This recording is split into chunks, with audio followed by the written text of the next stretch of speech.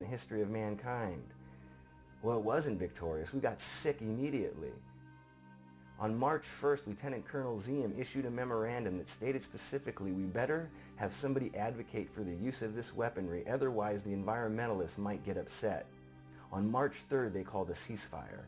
So from the date Lieutenant Colonel Ziem's memorandum was issued, 2 days later they called a ceasefire on March 3rd, 1991, and on March 8th another memorandum was issued saying all soldiers in this area should be protected by wearing their safety clothing.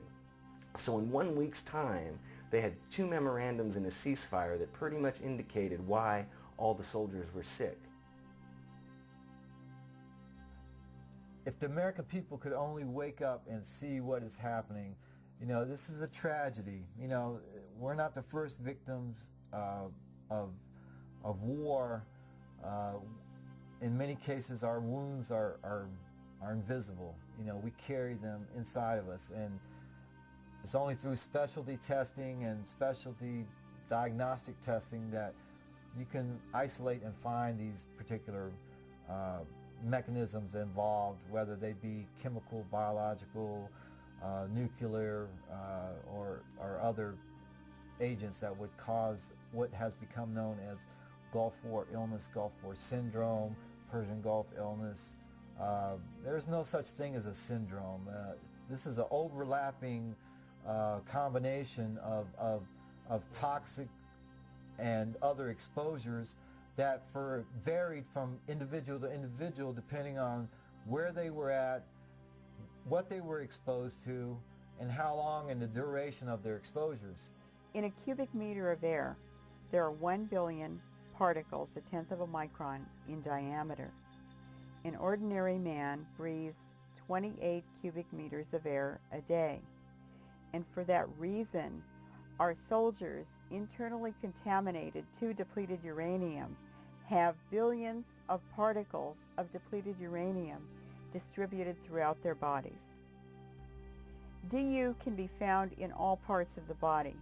It has been reported in the bladder, in the semen, in the bone marrow, in the lungs, and the brain. Because of the contamination of the semen from the depleted uranium particles, soldiers returning internally contaminate their wives and their partners. It wasn't so much my illness, but my family was also ill, and they required medical attention and medical treatment, real medical treatment. I retired in June of last year, June 2003. As soon as I retired, my family was completely dropped from the military medical system. In other words, we were enrolled at the Womack Family Practice, and as soon as I retired, we were dropped like a hot potato. And although I begged and pleaded, they would not let my family re-enroll back into the Womack Family Practice. So in essence, my wife was completely cut off from all the medications and all the treatment that she had received for the past 7 years that dealt extensively, because she was also a victim of these exposures that I brought home from the Gulf War, from my equipment and from my personal exposure, as I alluded to earlier, from bodily contact, and that to me is the greatest travesty.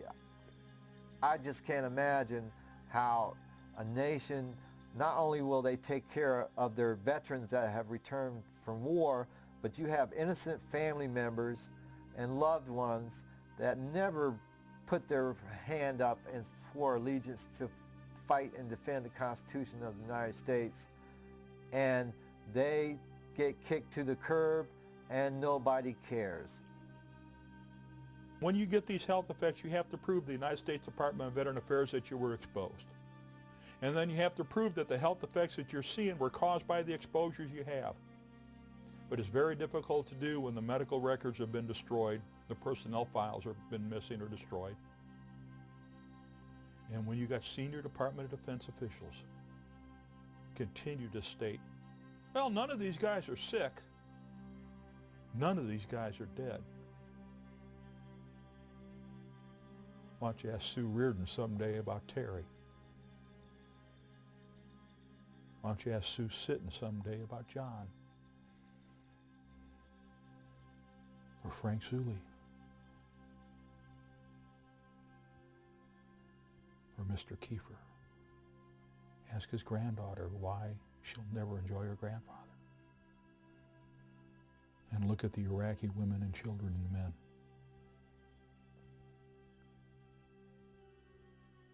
Ask the question yourself. Is winning a battle but contaminate air, water, soil, and food worth the life of your son and daughter? Is it worth the life of the child? Not just those that are alive, but those that are going to be exposed because the contamination remains there for eternity. It's real simple. I was tasked to clean up the uranium munitions by name, by order, during Gulf War I. I was assigned as the depleted uranium project director. I did the research. I prepared the programs. I wrote the regulations for management. I wrote the procedures for management. And I got sick because I served my nation. And I was discarded. I was abandoned.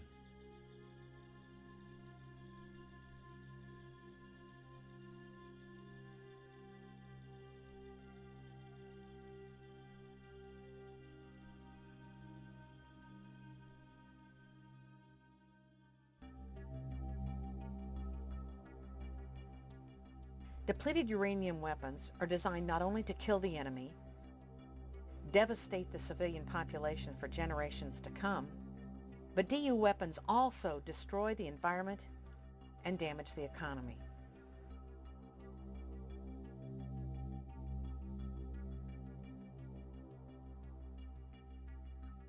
In 1996, the United Nations passed a resolution that made DU illegal under international law.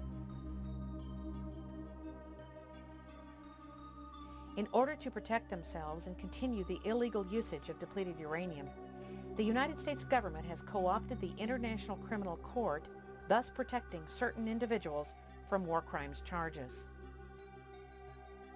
Unbeknownst to most U.S. citizens and unreported in the U.S. media was the International Criminal Tribunal for Afghanistan held at Tokyo, Japan, December 15th of 2002.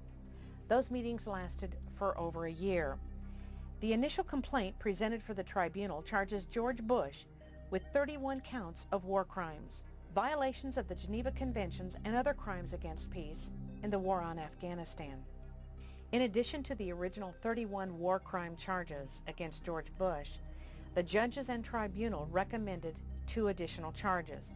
Number 1, Bush knowingly used depleted uranium on the battlefield against his own troops, and number 2, that it was, in fact, a crime against the environment.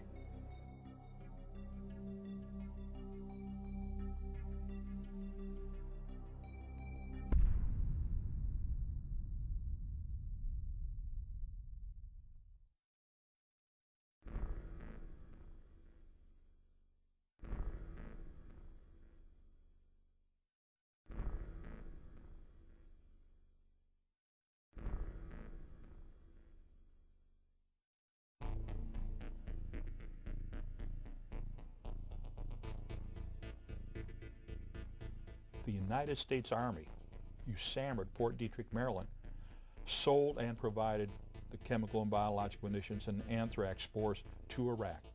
That's totally confirmed in the Regal Commission report written by James Toot and the subject of a made-for-TV movie called Thanks to a Grateful Nation that starred Ted Danson and Mark Helgenberger.